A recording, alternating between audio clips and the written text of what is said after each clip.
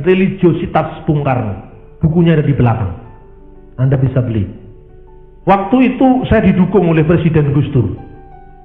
Tetapi ketika draft buku itu jadi, saya diminta oleh seorang rekan namanya Ibu Amanda dari Masyarakat Dialog Antaragama. Dia mengatakan, dia panggil saya Mas Bambang, Mas, apa tidak sebaiknya Anda cek and recheck lagi dari tokoh-tokoh dekat Bung Karno?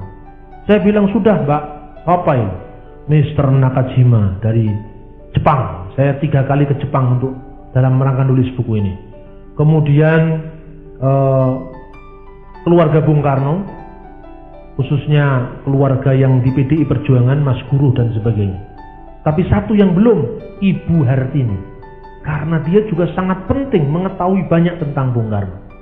Yang memang luar biasa informasi beliau. Saya diantar oleh Ibu Amanda ini, dan kemudian saya ketemu dengan anaknya Ibu Hartini sebelum dia menikah dengan Bung Karno, dengan almarhum Pak Sukoco. Kemudian namanya Ibu Ndari. Dia cerita, ibu biasanya tidak mau diganggu, tetapi saat Anda telepon berbicara tentang Bung Karno, dan yang dibicarakan bukan sisi politiknya, bukan nasakomnya, tapi yang diceritakan adalah religinya Bung Karno, beliau meneteskan air mata.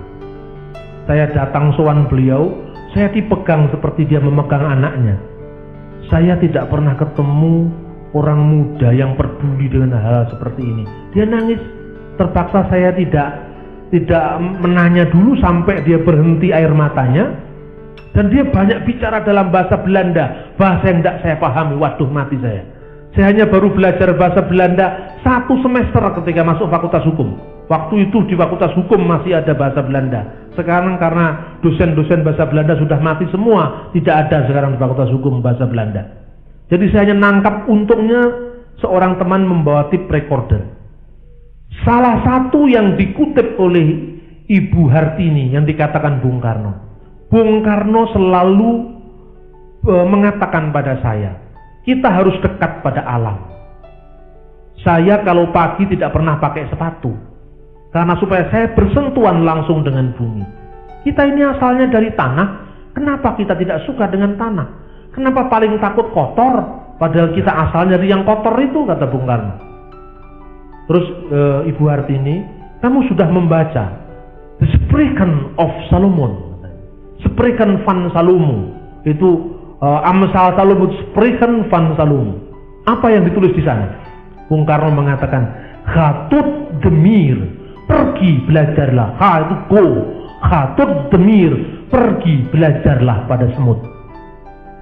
Semut yang tidak pernah punya raja, tapi punya tempat untuk menyimpan makanan. Itu dari mana? Bung Karno hafal dari kitab Amsal. Hikmat Salomo itulah yang dipraktekkan oleh seorang Soekarno. Luar biasa kan? Orang selama ini hanya melihat Bung Karno itu Muslim. Tetapi saya buktikan di situ, Bung Karno lebih hafal Injil ketimbang Quran. Satu-satunya bahasa yang tidak dikuasai Bung Karno dari sekian banyak bahasa yang lain hanya bahasa Arab. Dia tidak menguasai bahasa Arab.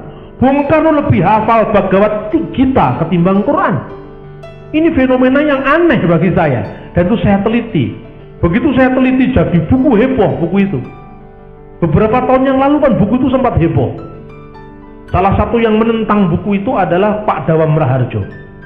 Bambang Nursena ini seorang yang menjauhkan Soekarno dari Islam.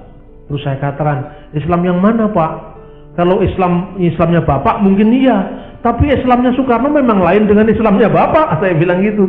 Itu di Paramadina. Dan yang nyponsori bedah buku itu Yayasan Wakaf Paramadina yang dipimpin oleh Nurkolis Majid.